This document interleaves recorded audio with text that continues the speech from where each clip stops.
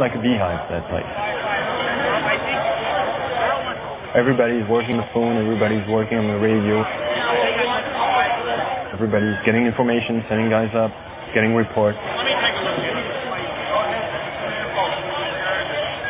And just trying to get this thing under control.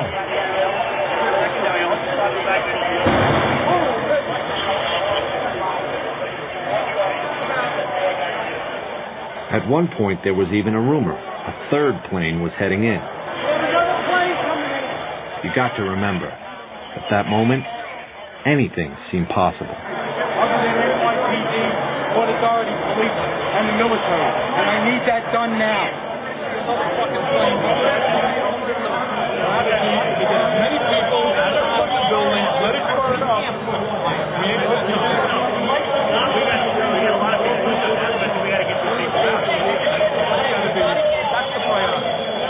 On top of everything else, just talking to the guys in the stairwells was tough. Fort Davis to Battalion 7. The tower's internal communication setup had been knocked out by the crash. That left fire department radio. Suddenly, you have hundreds and hundreds of firefighters that have radios.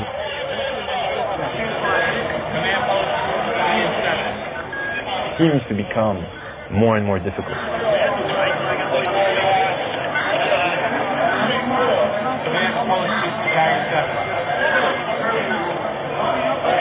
OEM-1 to base. Please provide again with your location.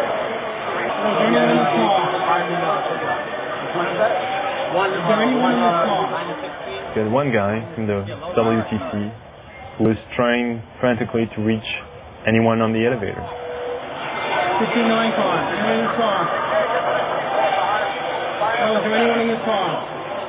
And going through the list.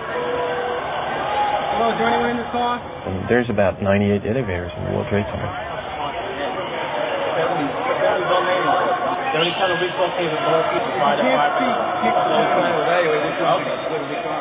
the middle of all this, suddenly an elevator opens up.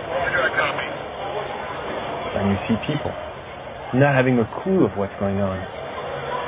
Because they've been stuck in there since the first plane hit.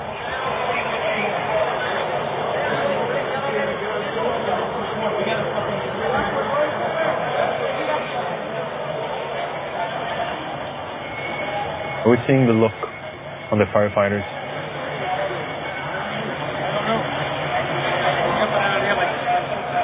It was not fear, it was what's going on.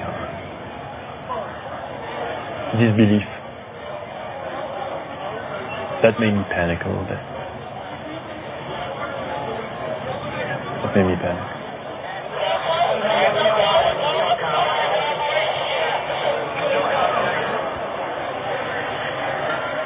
It was the first time I had seen Father Judge, the chaplain, as he's called. He was in the lobby with us, and I could tell that he was praying. You know, Father Judge, he would at least make eye contact with you and kind of give you a reassuring look. That wasn't occurring, almost like he knew that this was not good.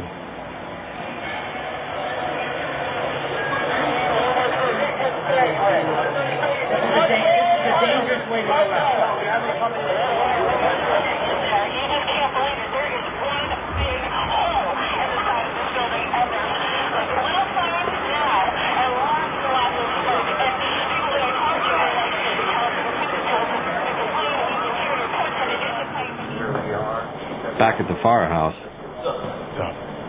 off-duty guys were starting to show up. No point. We're just waiting right now. What's that? We're just waiting right now. Tony was, he just had one thing in his mind. This is bad.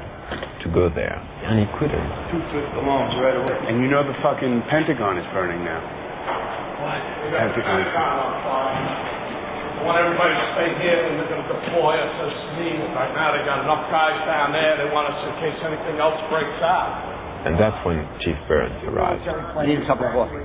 Larry Burns joined the fire department in 1957, retired a battalion chief 3 years ago. I couldn't wait. I had to get down there. Because you know what? They're my firefighters. It's my building.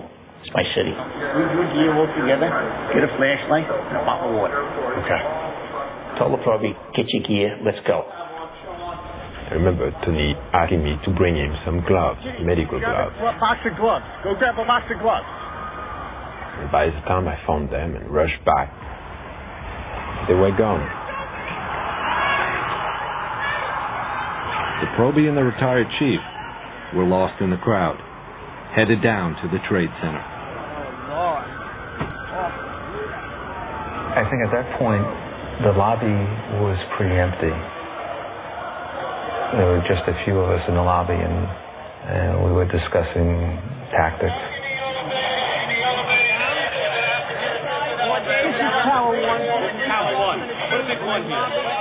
Some of the outlying companies didn't know what Tower 1 was and Tower 2. So we were just trying to help them out by writing it on the desk to make it obvious to people. It was just before 10 o'clock. A little over an hour since the first plane hit. Firefighters from all over the city were inside those towers. Hundreds of them.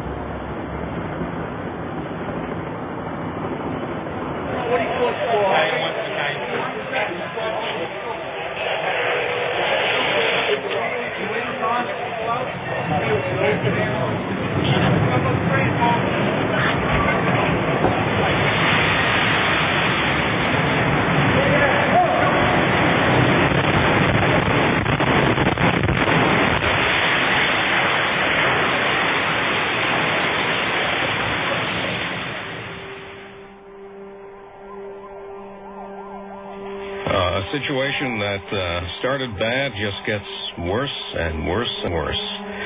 The World Trade Center, South Tower, which was hit by a plane and racked by an explosion approximately an hour ago, has totally collapsed. What happened?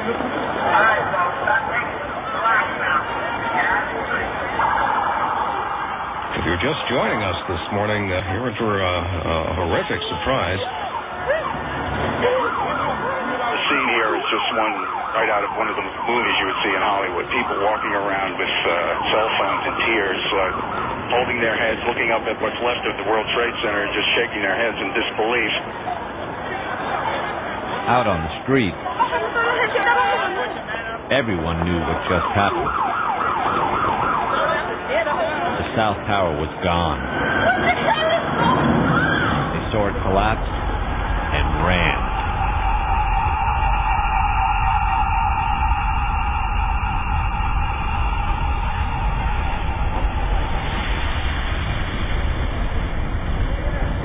I waited. Time slowed down and everything became pitch black. Everybody all right? Yeah, I'm okay. How's the way out of here? And then realized, okay, I'm not dead. Yeah, right here. So let's turn on my floodlight on top of my camera.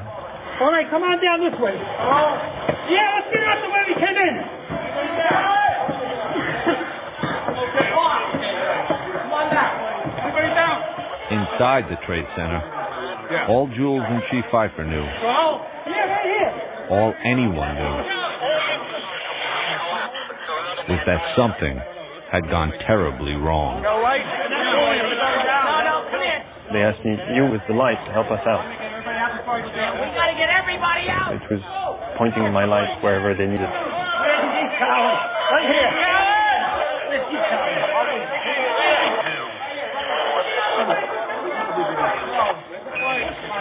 I remember seeing Chief Pfeiffer. Command post in Tower 1. All units. Evacuate the building. Command post to all units. He gave it right away, very calm, didn't wait. And it was, for him, it was a precaution. It was, okay, something wrong is happening. Let's get everybody out. Where's that flashlight? From the tone of his voice, I knew that it was no normal thing. I knew it was time to leave. I remember saying to the guys, well, we're on our own now. For the first time, I looked in someone else's eyes and saw fear. Which You don't see it with firemen. We orderly evacuated. Well, it was such a long walk, 21, 17, 16, 15, 14, 13. I was going down the stairs. I can remember firemen resting on the landing and telling them, you know, we've heard a mayday, get out of the building. I don't think a lot of them, I know for a fact, did not take it serious. You start to feel your anxiety build up. You take a deep breath and you say, this is going to be all right. Let's just keep going. Our brothers ahead of me, brothers behind me. We're in this together. We're fighting together, and we're gonna do what we have to do.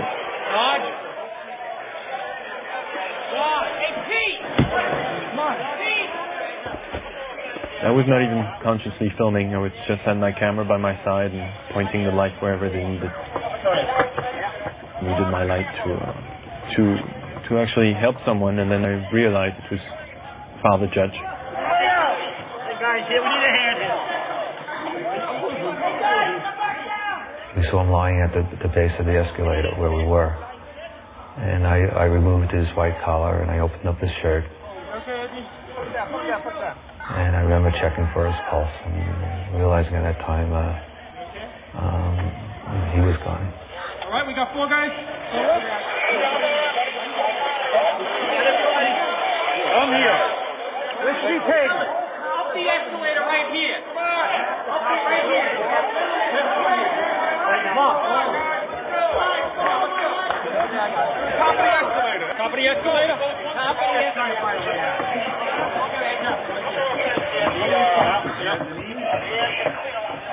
After that, we had to figure out how to get out of where we were.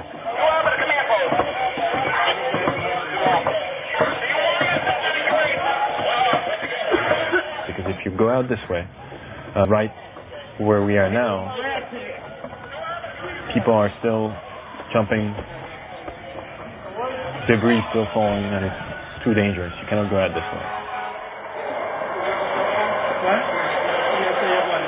In World Trade Center, we took a hit on that last explosion. Command post is being evacuated at this time.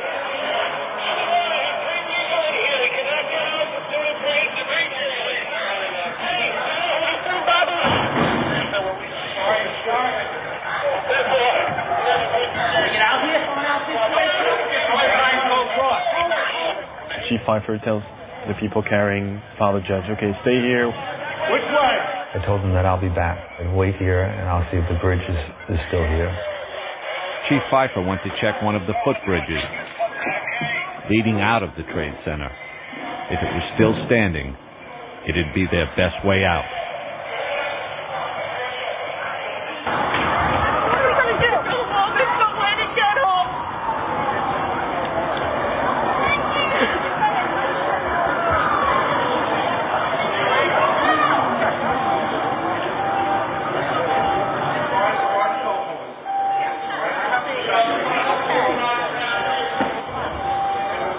Did you hear what happened with the other tower? The tower collapsed? Top for the whole thing? It looked like the whole thing, and now what they said was the FBI just came here and they said that a third plane is what did it. Another plane did it. We'll head down together.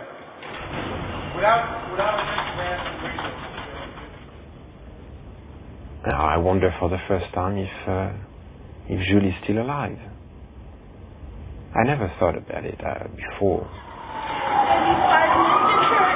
Honey, it's a terrible, terrible day. I'm sure they're happy. I realized that Jules could be dead that very moment. And I was feeling so responsible. I was the one who put him in this situation.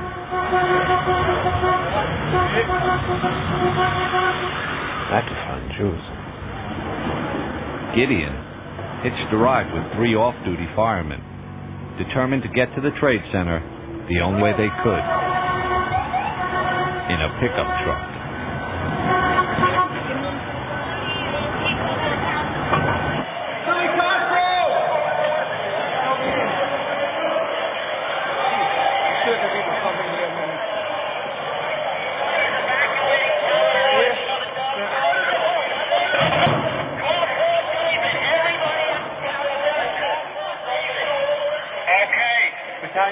position 1. We walk and we walk and we walk. And there are maydays being given, and we start to figure out, okay, it must be worse than we think, because you cannot have that many maydays and all that dust and that noise.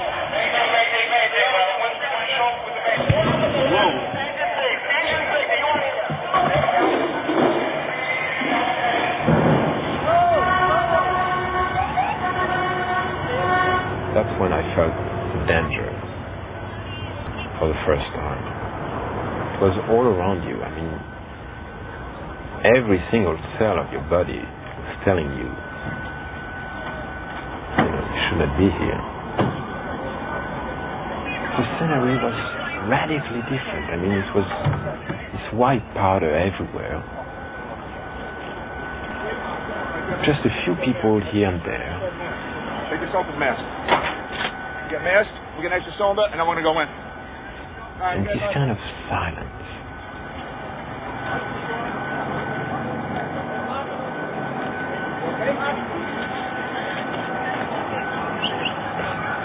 You have ambulances straight down. Of course, there's no word on casualties. You have ambulances straight down. But suffice to say, the loss of life presumably profound. Ambulance straight down.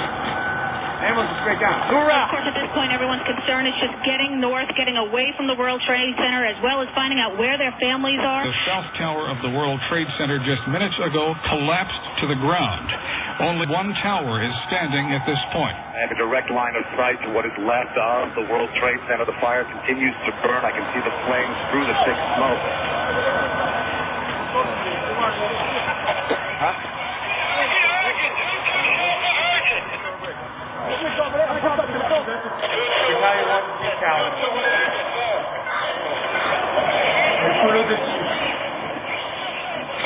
By this time, Chief Pfeiffer had found a safe exit and tried to radio the men in the lobby. No answer. We walked across the bridge back towards the Trade Center. Just trying to call on the radio and not getting through.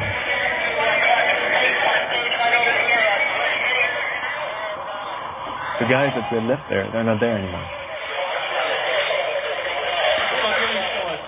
They had already gone out another way, carrying the body of Father Michael Judge down the street to St. Peter's Church.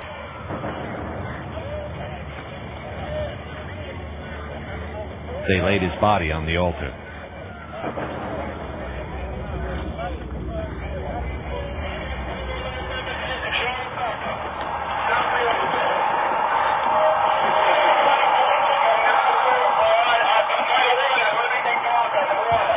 The chief, his aide Eddie Fahey, and Jules walked outside, underneath the footbridge they just crossed, and into a scene that none of them could even comprehend.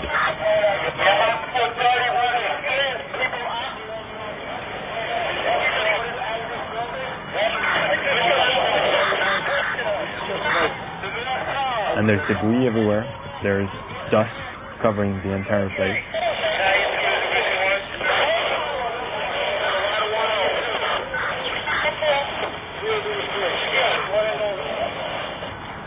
And we look, and the tower's here. So it's okay. Probably it's something else. The tower is nice. It's standing. The other one, we can't see it, but it's probably just, on the other side, and no one tells us. We have no clue. Where the Trade Center was just covered with smoke. And that's not unusual for a fire to have a building disappear behind the smoke.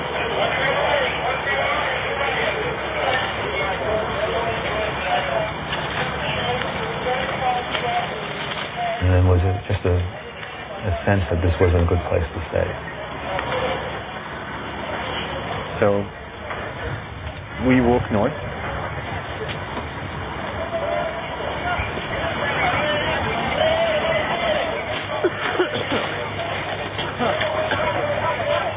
Just trying to figure out what took place here, and then try to gain some control.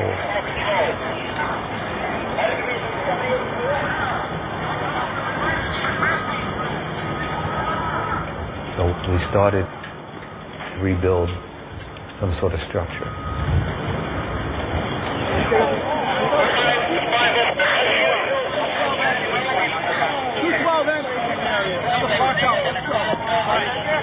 We got everybody out of the lobby within the lobby.